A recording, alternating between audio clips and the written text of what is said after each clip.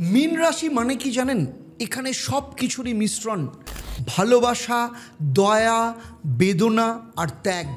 এই রাশির মানুষ যেন জীবন্ত এক নদী, যে নিজের পথ জানে না কিন্তু সবাইকে জল দেয়। মীন রাশির জাতক জাতিকা হিসেবে আপনারও কি মনে হয় আপনি সবাইকে ভালো রাখতে চান, সবাইকে ক্ষমা করে দেন, কিন্তু দিনের শেষে নিজেই একা কাঁদেন?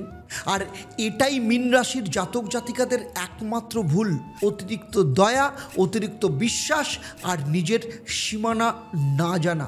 আজ আমি আপনাকে সেই আবেগের গোলকধাঁধা থেকে বের করে নিয়ে আসবো আর দেখাবো কিভাবে মীন রাশির জাতক জাতিকা হিসাবে নিজের কোমলতা হারানো ছাড়াই আপনি নিজে শক্ত হতে পারেন।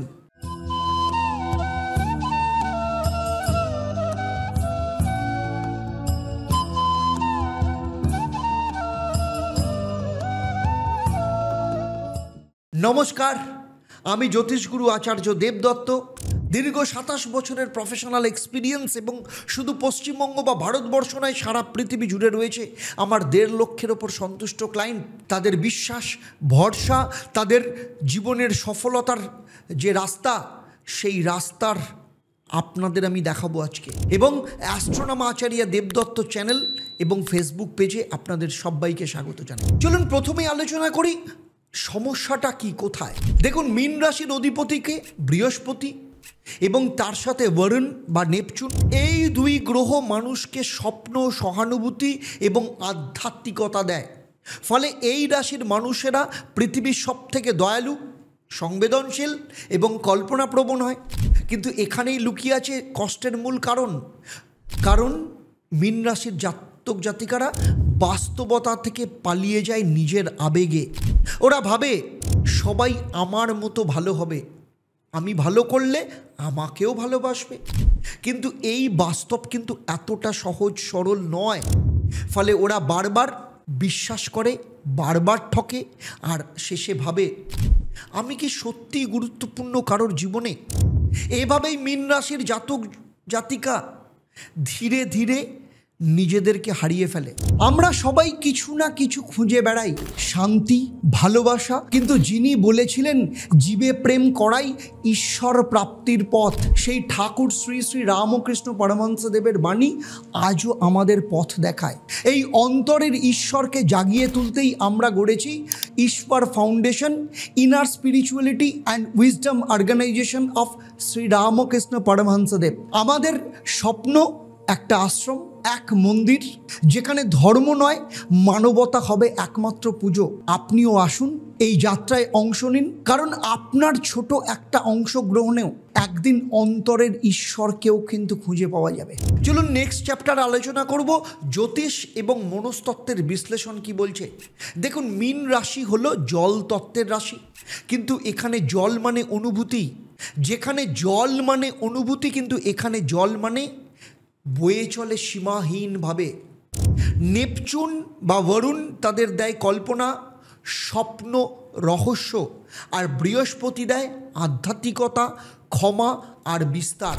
এই দুই শক্তি মিলে মানুষটিকে করে তোলে গভীর কিন্তু অরক্ষিত। আর মনস্তত্ত্ব অনুযায়ী এই প্রবণতাকে বলা হয় এমপ্যাথ বার্নআউট সিনড্রোম, যেখানে একজন মানুষ এতটাই অন্যের ব্যথা বোঝে যে নিজের মানসিক শক্তি যেন সেখানে ফুরিয়ে যায়।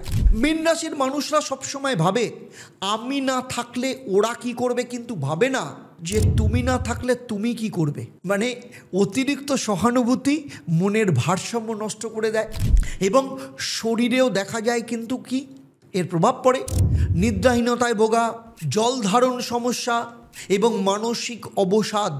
প্রচুর চেষ্টা করছেন কিন্তু কিছুতেই চাকরি হচ্ছে না, কিংবা ব্যবসা করছেন, ব্যবসাতে প্রচুর লস হচ্ছে, কিছুতেই লাভের মুখ দেখতে পাচ্ছেন না, কিংবা আপনার সন্তানের বিয়ের চেষ্টা করছেন কিন্তু কিছুতেই বিয়ে হচ্ছে না, অথবা বিয়ে দিয়েছেন কিন্তু বিবাহিত জীবন অত্যন্ত খারাপ, ডিভোর্সের মুখোমুখি জায়গায় দাঁড়িয়ে আছে, অথবা দীর্ঘদিন ধরে চেষ্টা করছেন কিন্তু ফলে কিছুতেই সন্তান সুখ আসছে না, নাকি আপনার সন্তান প্রচন্ড অবাধ্য, পড়াশোনা করছে না, কোনোভাবেই মন দিতে পারছে না, অথচ সামনে পরীক্ষা, কিছুতেই বুঝতে পারছেন না কি করবেন। যদি এমন কিছু সমস্যা থাকে যেগুলো নিয়ে আপনি ভাবছেন যে আপনি আর জীবনে বেরোনোর রাস্তা খুঁজে পাচ্ছেন না, প্রচন্ড বিভ্রান্ত, মানসিক দিক থেকে ক্লান্ত, মানসিক অশান্তিতে ভুগছেন, তাহলে আমি বলবো আমি জ্যোতিষগুরু আচার্য দেবদত্ত 27 বছরের অভিজ্ঞতা এবং 1.5 লক্ষের ওপর যে সন্তুষ্ট ক্লায়েন্ট সারা পৃথিবী জুড়ে রয়েছে তাদের ভরসা এবং বিশ্বাস নিয়ে আমি কলকাতায় গড়িয়াহাট এবং হাতিবাগান, সেই সাথে শিলিগুড়ি, তমলুক এবং বর্ধমানে অফলাইন চেম্বারে কিংবা অনলাইনে সরাসরি আমার সাথে কথা বলতে,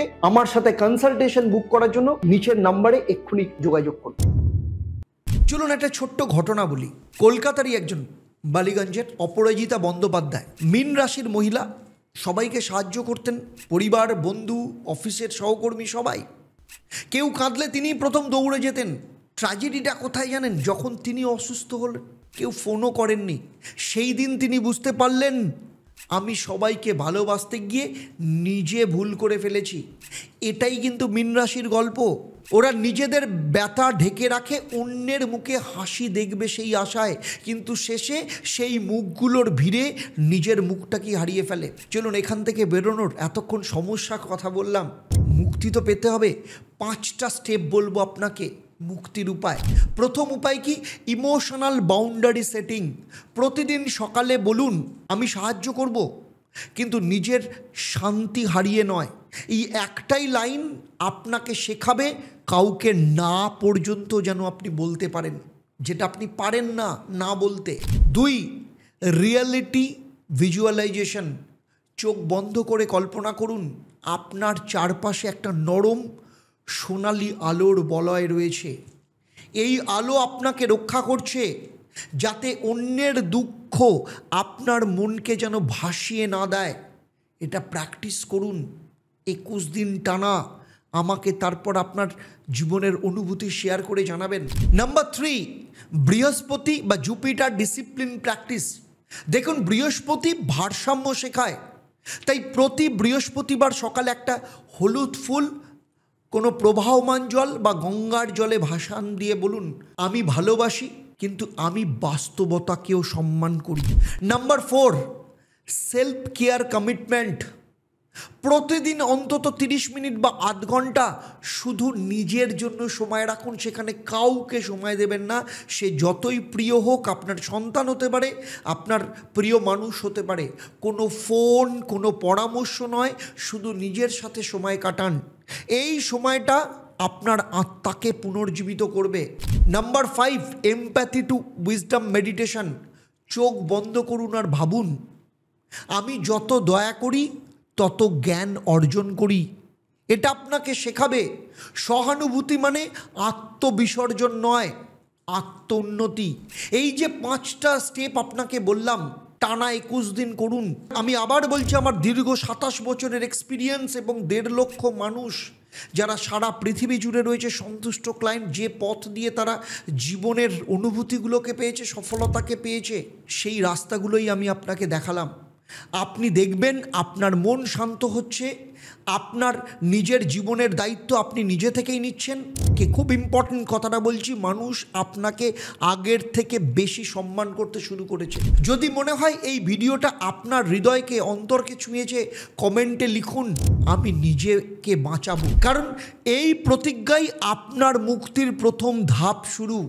আর যদি এমন কোনো মীন রাশির মানুষকে চেনেন, জানেন যে সবসময় অন্যকে ভালো রাখে কিন্তু নিজে কষ্ট পায়, তাহলে এই ভিডিওটা সেই মানুষের সাথে শেয়ার করুন যাতে ওর জীবন পাল্টে যায়। ভালোবাসা মানে ত্যাগ নয়, ভারসাম্য।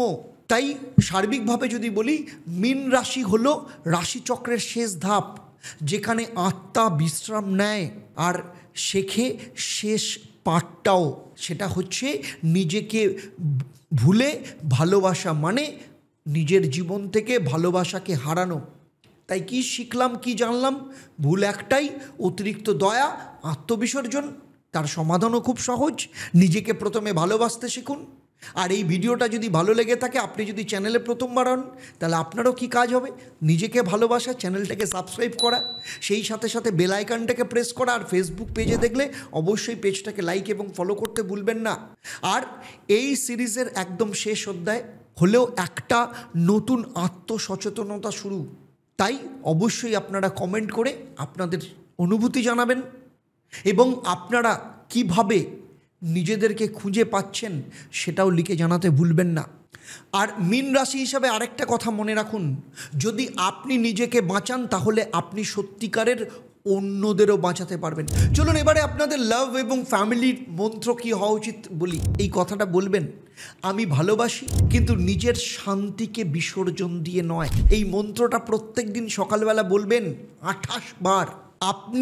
যখন আপনি কারোর জন্য কিছু করবেন যাতে ভালোবাসা শক্তি হয়ে ফিরে আসে, আপনার জীবনে বোঝা হয়ে নয়, খুব ইম্পর্টেন্ট আপনার জন্য।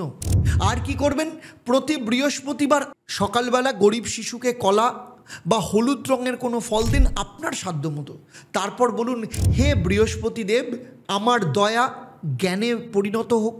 এ বরুণ দেব, আমার স্বপ্ন যেন বাস্তব হোক। এই উপায়টা আপনার মনের ভারসাম্য ফিরিয়ে আনবে, অতিরিক্ত সংবেদনশীলতাকে আপনার জীবনে শক্তিতে পরিণত করবে।